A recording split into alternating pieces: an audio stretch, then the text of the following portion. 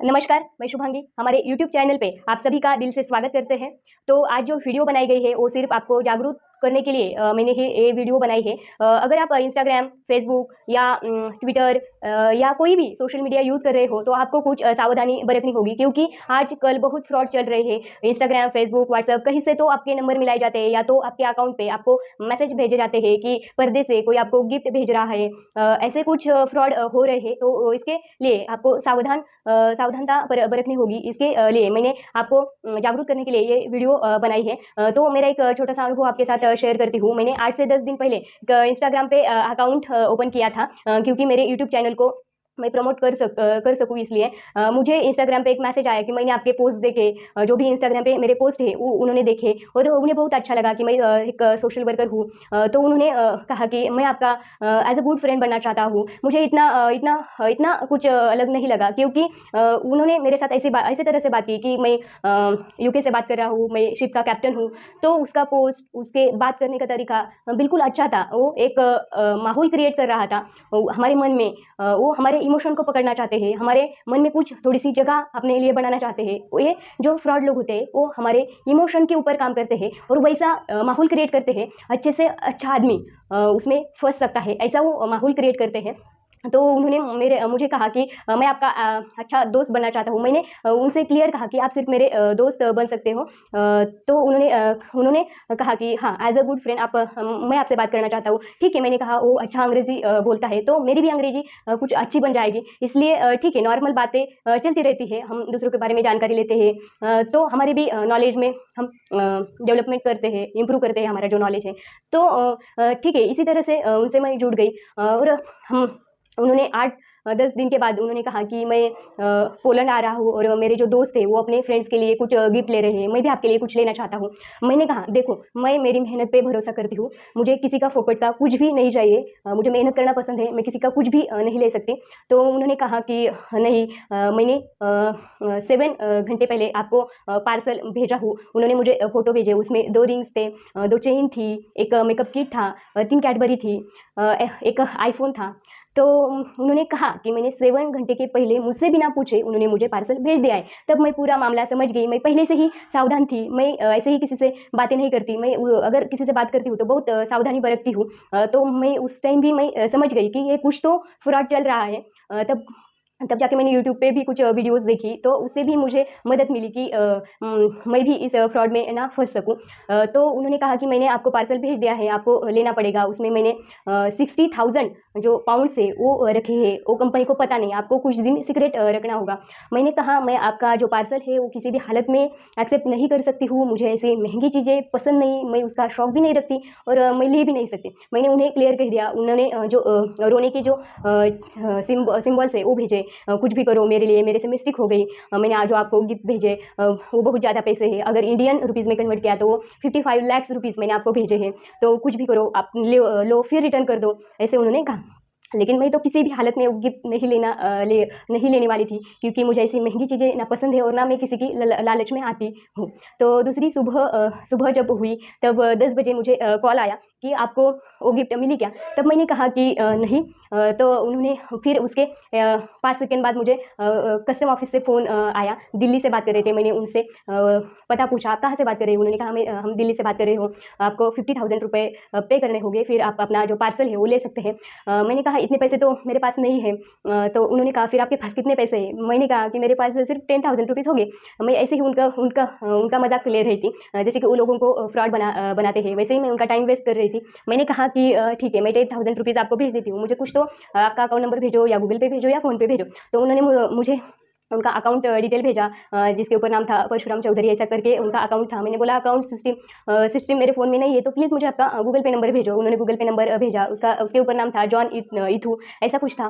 तब मुझे बहुत हँसी आ रही थी। वो मुझे कॉल कर रहे थे, पूछ रहे थे कि आपने पेमेंट किया कि नहीं? मैं कह रही थी कि हाँ, कर रही हूँ। वैसे ही उन्हें बहुत जल्दी थी कि ये मैडम पेमेंट कर रही है, नहीं कर रही है। ऐसा वो बार-बार मेरे से फ़ॉलो-अप ले रहे थे। तब मैंने क्या किया, उनका कॉल मैं रिकॉर्ड करना चाहती हूँ ताकि मैं आपको भी सावधान कर सकूँ, आपको जागरूक कर सकूँ, आपको भी वो बातें सुना सकूँ, ताकि आपके साथ भी ऐसा कुछ हो रहा है तो आप जाग जाएँ।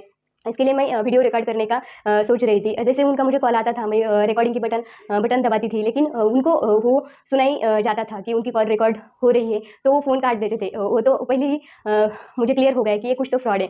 और कस्टम डिपार्टमेंट से कोई फ़ोन वगैरह नहीं आता। अगर वो हमें कुछ पार्सल भेज रहे होते हैं, तो वो हमें लेटर भेजते हैं। उनका वेबसाइट होता है, जेन्युइन वेबसाइट होता है। ऐसा इनका कुछ भी नहीं था। कभी मुझे जिन्होंने जो मुझसे बातें कर रहे थे, जो मुझे गिफ्ट भेज रहे थे, उनका नाम उन्होंने दावीद अलेक्स बताया था। तो कभी ये बात करते थे, उनकी बात खत्म होते ही एक कस्टम ऑफिस वाले फ़ोन कर रहे थे। एक बार उस मैडम ने फ़ोन किया। उन्होंने मुझे कहा कि हाँ, आप कब पे कर रहे हो? तब मैंने अंग्रेज़ी में बात करना शुरू किया। मैंने कहा मैंने उनसे अंग्रेज़ी में बात करने के बाद वो शायद अंग्रेज़ी नहीं समझती थी, तो उन्होंने फ़ोन काट दिया। फिर जो दाविद अलेक्स है, वही कस्टमर ऑफिसर बन के मुझसे बात कर रहा था कि हाँ, बोलिए मैडम बिज़ी हैं, ऐसा कुछ। फिर मैं उनका सब मामला अच्छे से समझ गई, और मुझे उनका टाइम वेस्ट करना अच्छा लग रहा था, क्योंकि वो लोगों को फ्रॉड बनाते हैं, उनको धमकियाँ देते हैं, उनसे पैसे हड़प लेना चाहते हैं। आज के ज़माने में मुझे बताओ, कोई किसी को फ्री में इतना सारा पैसा क्यों देगा? अगर हमारी कुछ भी जान-पहचान नहीं है, हमने एक-दूसरे को देखा नहीं, सच में वही हमारा एड्रेस है क्या? वो भी हम कन्फर्म ना करते हुए किसी को गिफ्ट कैसे भेज सकते हैं? ये तो पहली बात थी कि हम समझ गए थे, क्योंकि उन्होंने मुझे बिना पूछे, मेरा बिना एड्रेस कन्फर्म किए गिफ्ट वो उन्होंने मुझे भेजी थी। तो इसमें पूरी तरह डाउट था।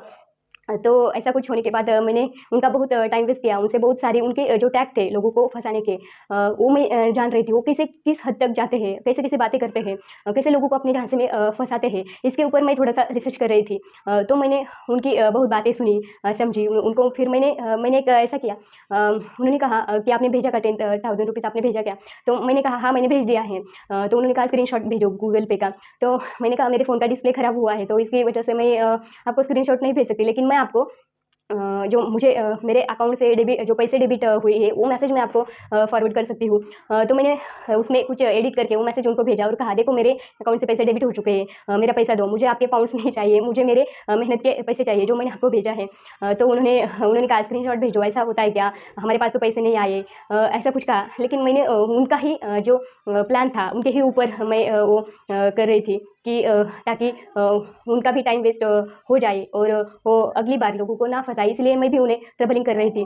और दूसरी बात आपको मैं बताना चाहूँगी कि वो क्या करते हैं, हमें वीडियो कॉल करते हैं, और वीडियो कॉल वो ज़्यादा नहीं करते, वो 3 या 5 सेकंड का वीडियो कॉल करते हैं, वो भी रिकॉर्डेड होती है, और वो सिर्फ वॉइस उसमें डाले हुए होते हैं। और हमसे बात करते हैं कि मैं शिप में हूँ, अभी मैं कैमरा पे नहीं बात कर सकते, लेकिन व्हाट्सएप पे चैटिंग करते हो, व्हाट्सएप से हमें वीडियो कॉल करते हैं, फ़ोन कॉल नहीं करते, क्योंकि अगर फ़ोन कॉल हम रिकॉर्ड करते हैं, इसलिए वो हमें फ़ोन कॉल नहीं करते, वो सिर्फ व्हाट्सएप कॉल करते हैं, और कहते हैं कि मेरी नौकरी जाएगी, प्लीज़ मुझे वीडियो कॉल मत करो, ऐसा कुछ कहते हैं। तो मुझे आपको यही बताना था, अगर आप भी इस झांसे में फँसे हुए हैं, कोई आपसे पेनल्टी चार्जेस माँग रहा है, कुछ भी पुलिस की धमकी दे रहा है, कुछ पैसे आपको भरने के लिए कह रहा है, तो मैं आपको हाथ जोड़ के विनती करना चाहती हूँ कि ऐसे कोई भी झांसे में ना फँसे, हमारी मेहनत पे विश्वास रखें। वही हमारा सही धन होता है, और हमारी मेहनत से ही हम कुछ कमा पाते हैं, कोई भी फोकट का कुछ भी हमें नहीं देगा।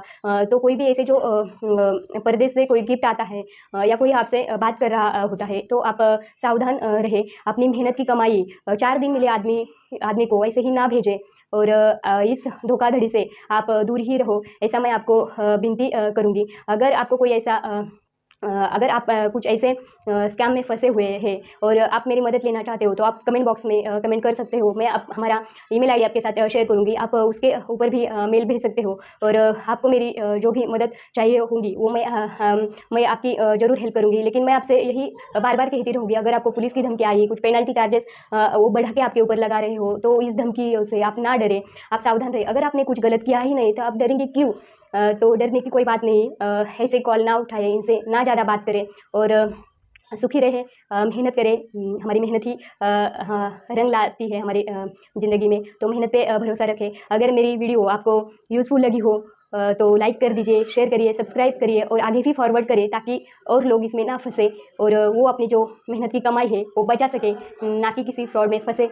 इस धोखाधड़ी से आप सावधान रहें, जागरूक रहें। धन्यवाद, मिलते हैं अगली वीडियो में। Thank you.